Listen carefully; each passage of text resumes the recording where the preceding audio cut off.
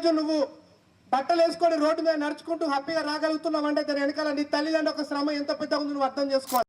ఒకరోజు ఆవిడకి పెళ్ళైన తర్వాత మీ నాన్న దగ్గరికి వచ్చి, ఏమండి నేను ఒక చిన్నారి శిశువుకి జన్మనివ్వబోతున్నాను అని అన్నప్పుడు మీ నాన్న ఎంత ఆనందపడ్డాడు. మీ నానమ్మ, మీ అమ్మమ్మ, అమ్మ ఆ క్షణం ఎంత ఊహించుంటారు. ఎందుకంటే కడుపులో ఉన్నది నువ్వే కాబట్టి. ఆ క్షణం మీ అమ్మ ఆలోచన ఎంత గొప్పగా ఉండదు చూడండి. చిన్న ఏజ్లో పెళ్ళి, ఒక మంచి జన్మనివ్వబోతున్నాను. ఒక్క నెల అయింది. మీకు తెలుసు, చూస్తుంటారు, ముఖ్యంగా ఇంటర్మీడియట్ పిల్లలకి అనుభవం చూస్తుంటారు దగ్గర నుండి. ఎందుకంటే మీరు ఇంట్లో హాస్పిటల్కి మీరు వెళ్తూ ఉంటారు. పిరికడి టాబ్లెట్లు గంటకి వేసుకుంటుంటే వేసుకునే టాబ్లెట్లు చాలా బాధాకరంగా వాసన వస్తున్నా కూడా అవన్నీ నీ తల్లి నీ కొరకు తీసుకుంది. ఎందుకొరకంటే తల్లి కడుపులో నువ్వు ఉన్నావు కాబట్టి, నీకు జన్మనివ్వాలి కాబట్టి. నీకు జన్మనివ్వడం కోసం నీ తల్లి ఎంత రిస్క్ తీసుకుందో ఒక్కసారి నువ్వు అర్థం చేసుకుంటే నీకు ఈ టైంలో గుర్తుకొస్తుంది మిత్రమా. That is the hard work that has taken for you. 3వ నెల అయింది. కూర్చుంటే కూర్చోరాదు, నిలబడితే నిలబడరాదు. నిలబడ్డా కానీ నడుము నొప్పి, కూర్చుంటే ప్రాబ్లం, కూర్చుంటే నడుము నొప్పి. అమ్మ అని చెప్పేసి నిలబడలేకుండా కూర్చోలేకుండా బెడ్ పైన పడుకుందామంటే పెరుగుతున్న పొట్టతో బోర్లో పడుకోలేదు. వన్ సైడ్ పడుకుంటే ఇంకా ఇబ్బంది, వెల్లతికిలా పడుకుంటే ఊపిరి ఆగనంత ఇబ్బంది. ఇన్ని ఇబ్బందులు ఆమె ఎందుకు భరించింది? ఎవరి కోసం భరించింది? దుఃఖం వస్తుంది. అప్పుడే నేను 2 మాటలు చెప్పగానే ఎడకండి ఎడకండి ఎడకండి ఎడకండి ఎడదు. ఎందుకు ఏడుస్తున్నావు అంతగాను? ఎడక. ఓకే, ఎందుకు ఆమె నీ కొరకు భరించింది అలా ఒక్కసారి గుర్తు చేసుకుని ఆయన. 5వ నెల అయింది. కడుపులో నువ్వు ఎదుగుతున్నావు, స్పేస్ లేదు.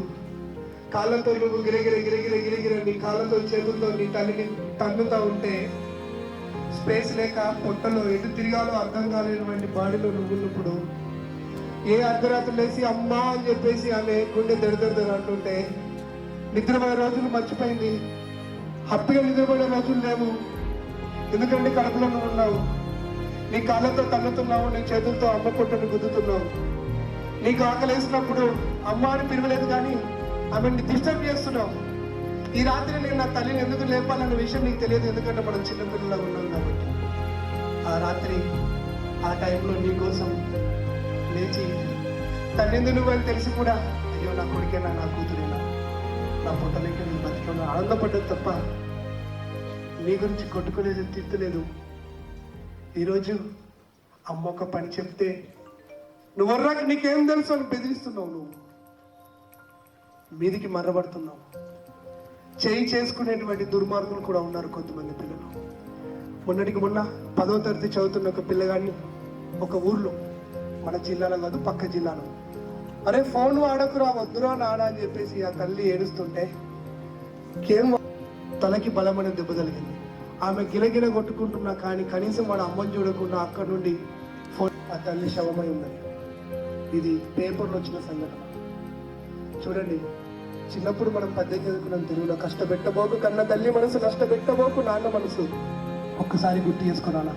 అమ్మ కడుపులో నువ్వు ఎదుగుతూ ఉన్నప్పుడు, 9 మాసాలు నీ తల్లికి నిండుతూ ఉన్నప్పుడు, నువ్వు పెరుగుతూ ఉన్నప్పుడు బాడీలో ఆమెకు నడుములో ఉన్నటువంటి వెముకల గూడు అంత పటపటాలు అనుకుంటూ వెడల్పు అవుతుంటే అసలు తను ఏం చేస్తుందో తనకు అర్థం కాకుండా పోతుంటుంటే 7వ నెల రాగానే నువ్వు కడుపులో తిరగలేకపోతుంటే ఆమె ఎంత నరకయాతన అనుభవించింది. ఊపిరి బిగగట్టుకొని అన్నం తినలేని పరిస్థితి.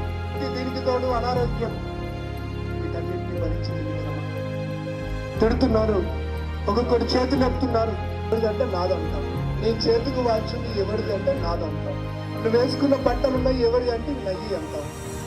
ఎలా వచ్చింది నీ బాడీ? ఇన్ని వేల వేల వేల వేల వేల వేల వేల లక్షలలో కోట్లలో ఉండేటువంటి, ఓకేనా, ఒక చిన్న స్టెమ్ లాగా ఉండి డెవలప్ అయినావు బేట.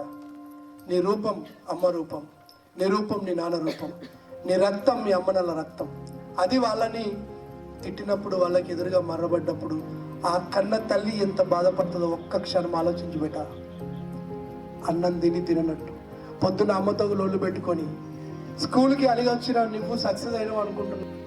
7వ నెల అయిన తర్వాత 8వ నెల రాగానే ఆ టైంలో హాస్పిటల్కి పరిగెత్తుకుంటూ వెళ్ళి డాక్టర్ ఏమైంది, నా కూతురు బతుకుందా లేదా, నా కొడుకు బతుకున్నాడా, ఏంటి ఈరోజు ఏంటి ఊపిరి లేదు అని చెప్పేసి ఎంత చదువుకుంటున్నావు, ఎడ్యుకేటెడ్, దుఃఖం వస్తుంది రాని, నో ప్రాబ్లం, ఇందాక ఏడో కన్నా ఇప్పుడు ఏడో అని అక్కడ తల్లినట్లు అన్నందుకు కడుపులో నువ్వు ఎదుగుతున్నప్పుడు నిన్ను తీసుకెళ్ళి అసలు నేను బతికి వస్తానా, నిజంగా నేను శవంలాగా వస్తానా, లేకపోతే నేను బిడ్డతో ఇంటికి వస్తానని తెలియకుండా ఆ టైంలో అక్కడ ఉన్నప్పుడు దాన్ని అడ్డంగా పెట్టి చీరడానికి వస్తుంటే, సార్ నాకు నొప్పి వస్తుంది సార్ చీరితే అంటే, లేదమ్మా నీకు మత్తు ఇంజక్షన్ ఇస్తా అన్నప్పుడు ఆ మత్తు ఇంజక్షన్ నీ చేతికేసేది మాగా ఉండదు నాన్న, నువ్వు వాడుతున్న పెద్ద స్కేల్ ఉంటుంది చూడండి, అంత పెద్దగా ఉంటుంది, అంత పెద్ద ఇంజక్షన్ తెచ్చి నడుము వెనకాల పెట్టి లోపలికి గుచ్చుతుంటే అది వెన్నుపూస దగ్గర ఉన్నటువంటి ఒక నాడికి గుచ్చుకొని అమ్మా అనుకున్నప్పుడు దాంట్లో ఉన్న మందును అమ్మకి ఎక్కించాడు. అప్పుడు సృహ తప్పి పడిపోయి చచ్చిపోయిన శవలెక్క అక్కడ ఉన్నప్పుడు ఒక లేయర్, 2వ లేయర్, 3వ లేయర్, ప్రతి లేయర్కి తన మాంసం ముద్దలుగా కారిపోయిన రక్తంలో చివరిగా నువ్వు కనబడుతుంటే నిన్ను డాక్టర్ బయట తీస్తున్నాను అని ఒకసారి గుర్తు చేసుకో. చిన్న సౌండ్ వినబడగానే కళ్ళు మూసుకొని నీ తల్లి ఓహో సర్జరీ జరిగినట్టుంది నాకు పాపన బాబాని, రక్తం మడుగులో ఉండి కూడా పుట్టింది పాపన లేక బాబా నాలాగా పేగులు బయటపడుకున్నప్పుడు కూడా నీ ముఖం చూడడానికి నిన్ను ఇష్టపడ్డది అదిరా నీ కన్న తల్లి అంటే. అంత గొప్ప కన్న తల్లిని నీకు ఎందుకు తిట్టాలనిపిస్తుంది? అంత గొప్ప కన్న తల్లి నాన్న నువ్వు మంచిగా చదువుకో అన్నప్పుడు ఎందుకు నీకు తల్లిని పట్టించుకోకుండా ఉండాలనిపిస్తుంది? రాత్రి నాన్న అన్నం తిన తల్లి నీకు ఎందుకు ఫోన్ చేయాల్సి వస్తుంది? ఏ కన్న తల్లి పక్కన కూర్చొని మంచిగా అన్నం తినలేవా? నీ తల్లి ఎన్ని రోజులు బతుకుతుంది, తల్లి ఎన్ని రోజులు బతుకుతున్నాడు? గుర్తుపెట్టుకో మిత్రమా, కన్న తల్లికి నువ్వు తినేటువంటి మెతుకులను 4 తినిపిస్తూ ఆనందంగా ఇంట్లో కూర్చోవలసిన నువ్వు చచ్చిపోయిన శవం లేక అక్కడ ఉండి తల్లి ఈరోజు పేగులన్నీ బయటపడేసినా సరే కుట్లేస్తుంటే విపరీతమైన నొప్పి వస్తున్నా కానీ నేను చూసుకుంటున్నది నీకు దుఃఖం వస్తుంది. గుర్తు చేసుకో, ఎన్నిసార్లు అమ్మకి ఎదురు చెప్పినావు, కత్తి మీద సాము వేసినట్టుగా అమ్మ తీసుకొని జన్మనిచ్చి సచ్చిన శవమోలే సొమ్మసిల్లునమ్మ, ఎంత గొప్పదో బ్రహ్మకైనా వర్ణించవశమౌనా. ఇప్పుడు సార్ అమ్మ ఇంకా ఇంటికి రాలేదని చెప్పేసి నీ గురించి ఎంత తల్లడిల్తుందో నీకు తెలుస్తుందో ఒక్కసారి గుర్తు చేసుకో మిత్రమా. అంత కష్టపడి నీకు జన్మనిచ్చిన తల్లి ఎంత గొప్పదో నీకు తెలియాలి. ఇంటికి చెడ్డ పేరు లేకపోయి నీ తండ్రి నేను ఎన్నిసార్లు అంటున్నా ఒక్కసారి గుర్తు చేసుకుంటున్నా. నీ కన్న తండ్రి ఎంత గొప్పడు. ఈరోజు తండ్రి నీకు దుబాయ్లో ఉండొచ్చు, మస్కట్లో ఉండొచ్చు, అలాంటి దేశంలో ఉన్న వ్యక్తి ఎలా అన్నం తింటాడు తెలుసా? ప్లాస్టిక్ కవర్లో ఇసుక రేణువులు ఎక్కడ పడతాయో అని చెప్పేసి ప్లాస్టిక్ కవర్లో అన్నది కలుపుకొని తింటారు. నువ్వు ఫోన్ చేసి నాన్న ఎలా ఉన్నావు అంటే బాగున్నా అంటాడు తప్ప తన బాధ నీకు చెప్పాడు. ఎందుకంటే నా బాధ నా కూతురు తెలియదు. అంత గొప్పడు నాన్న. ఓ నాన్న, నేను అమ్మ కడుపులోన ఉన్నప్పుడు నువ్వు అమ్మ మనసు కష్టపెట్టలేదట. బాధ్యతను మర్చిపోడుగా పెంచుకున్నావు. ముద్దు పెట్టి నువ్వు గుండె కత్తుకుంటావు. నాన్న నాన్న నాన్న నీ మనసు ఎంత నచ్చదో నాన్న నాన్న నాన్న. ఈరోజు ఇంటర్మీడియట్ చదువుతున్న ఒక పిల్లాన్ని పట్టుకొని కొడుక వద్దురా, తాగుడుకు అలవాటు పడకు బేట, మంచిది కాదు. నా కళ్ళ ముందే నీ లివర్ చెడిపోయి, నా కళ్ళ ముందే నీ కిడ్నీ పని చేయకుండా పోయి నన్ను చూసి అర్థం చేసుకోరా. నేను ఒక బీద కుటుంబం నుండి వచ్చాను, నీకు ఏది తక్కువ లేదు. నీకు ఒక మెడికల్ కాలేజ్ ఉంది, ఒక ఇంజనీరింగ్ కాలేజ్ ఉంది, నువ్వు ఒక గొప్ప కరిమాల కాలేజీలో చదువుతున్నావు. నీకు జ్వరం వచ్చిన వేళ ఒకసారి గుర్తు చేసుకో, 2 చేతులలో నిన్ను పెట్టుకొని ఎన్ని హాస్పిటల్లో చుట్టూ తిరుగుతున్నావు. నాన్న నువ్వు అడక్క ముందే ఆయన ఎన్ని ఇబ్బందులు పడుకుంటూ నిన్ను తీసుకొస్తున్నావు. నాన్న ఈరోజు ఫీజు కట్టకపోతే చేసి వద్దు సార్ ప్లీజ్ అన్నారు, డబ్బులు లేవు సార్ నేను కడతాను సార్ అని చెప్పేసి నీకోసం మీ నాన్న ఎన్ని త్యాగాలు చేస్తుండో ఆ త్యాగాలు నీకు ఇక్కడ గుర్తుకొస్తున్నాయా బిడ్డ. నువ్వు ఆడపిల్లవు, ఎన్ని రోజులు తండ్రితో కలిసి ఉంటావు. బిడ్డ నాకు కడుపులో వదిలింది నాన్న, జ్వరం వస్తుంది నాన్న అంటే నువ్వు కనీసం చూడడానికి ఇంటికి పోవాలంటే నీకు ఒకడు పర్మిషన్ ఇవ్వాలి, నీకు ఒకడు డబ్బులు ఇవ్వాలి. అలాంటి పరిస్థితి నీ కన్నా తల్లిదండ్రులు మిత్రమా. కాబట్టి చెప్తున్నాను మై డియర్స్, ఇందాకే చెప్పాను, కష్టపెట్టొద్దు కన్న తల్లిని, నాన్న మనసు బాధ పెట్టద్దు.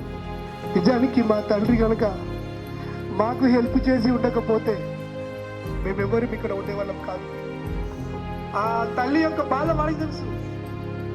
తల్లి ఉంటే రోజు సాయంత్రం పూట నేను మా అమ్మతో ఇంట్లో అన్నం తినేవాడిని, రోజు సాయంత్రం పూట నేను తినే అన్నాన్ని మా అమ్మ నోట్లో 2 ముద్దులు పెట్టేవాడిని. ఈరోజు నాకు కన్న తల్లి లేదని చెప్పేసి వాడు చెప్తూ ఉంటాడు. పొద్దు వాళ్ళతోనే నాకు అమ్మలాలనేది, ఆ వెన్నెల వెలుగుల్లో నాకు గోరు ముద్దలేవి. ఓ తల్లి నీ జోల పాటలేక కంటికి కునుకే రాదమ్మా. తల్లి నేను నిన్ను మిస్ అయిపోయినా. తండ్రి ఉన్నాడు కానీ తల్లి పేరు మీద తండ్రి పనిచేస్తాడు. కాబట్టి తల్లిని మిస్ అయిన వాళ్ళకి తల్లి యొక్క బాధతో తెలుస్తుంది, తండ్రిని మిస్ అయిన వాళ్ళకి తండ్రి యొక్క బాధతో తెలుస్తుంది. నువ్వు నన్ను క్షమిస్తావు, క్షమించే గుణం నీకుంది. ఇక నుండి నిన్ను బాధ పెట్టనమ్మా, నువ్వు చెప్పినట్టే నడుచుకుంటానమ్మా. సో బలంగా దండం పెట్టి ఒక్కసారి నీ తప్పుల్ని మొక్కుకోండి. నాన్న నీకు దండం పెట్టి చెప్తున్నా, నీ కాళ్ళు మొక్కుతున్నా నాన్న, నా 2 చేతులతో క్షమించు నాన్న. గురువులు నీకు సబ్జెక్టు చెప్పి ఆహార నిశలు నీ గురించి కష్టపడుతున్నటువంటి సార్లందరూ నీ చుట్టూ ఉన్నారు. మిత్రులారా, ఎప్పుడైనా ఏదైనా సందర్భంలో మీరు సార్లను తిట్టుకుంటూ ఉండొచ్చు. సార్ చాలా గొప్పడు. నా 2 చేతులు ఎత్తి మీ కాళ్ళ దగ్గర పెట్టి మొక్కుతున్నా సార్, దయచేసి ఇక నుండి నేను ఇట్లా చెయ్యను, ఇక నుండి బాగుంటాను, మీరు చెప్పినట్టే నడుచుకుంటాను, మీరు నా గురించి ఎలా అనుకుంటున్నారో నేను అలాగే తయారవుతాను, మీరు చెప్పిన దాంట్లో నడుస్తాను. ఈ లైఫ్ మీది సార్, మీరు ఎలా దిద్దితే నేను అలా తయారవుతాను. తప్పు చేశాను సార్, ఇక ముందు అలా చెయ్యను. 2 చేతులు ఎత్తి టీచర్లందరికీ క్షమాపణ చెప్పండి. ఇక నుండి అలా ఉండమని అనుకోండి. అమ్మ, నాన్న, టీచర్స్ ఈ ముగ్గురు మీకు ఏ క్షణమైతే నీకు విద్యా బుద్ధులు చెప్తున్నటువంటి సార్ని మేడంని నువ్వు ఒక మాట అంటున్నావో ఆ క్షణం నువ్వు జన్మకి అర్థం లేదని లెక్క. కాబట్టి వదిలేయి, మంచి ఒక ఉత్తమ పౌరుడిగా తీర్చిదిద్దాలి.